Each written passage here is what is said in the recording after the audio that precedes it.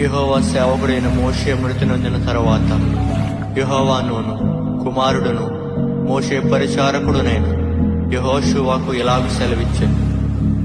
నా సేవకుడైన మోషే మృతి నొంది కాబట్టి నీవు లేచి నీవును ఈ జనులందరూను ఈ యొర్దాను నది దాటి నేను ఇశ్రాయేలీయులకు ఇచ్చిన దేశమునకు వెళ్ళుడి. నేను మోషేతో చెప్పినట్లు మీరు అడుగుపెట్టు ప్రతి స్థలమును మీకిచ్చుచున్నాను. అరణ్యమును ఈ లెబానోను మొదలుకొని మహానది అను యూఫ్రాటీసు నది వరకును, హిత్తీయుల దేశమంతయు పడమట మహాసముద్రం వరకును మీకు సరిహద్దు.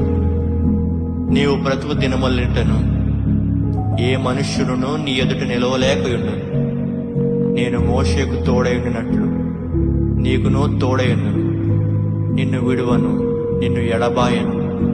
నిబ్బరము కలిగి ధైర్యముగా నుండు. వారికిచ్చదనని నేను వారి పితరులతో ప్రమాణము చేసిన ఈ దేశమును నిశ్చయముగా నీవు నీ ప్రజల స్వాధీనము చేసేదవు. నీవు నడుచు ప్రతి మార్గమున చక్కగా ప్రవర్తించినట్లు నీవు దాని నుండి కుడికి గాని ఎడమకు గాని తొలగకూడదు.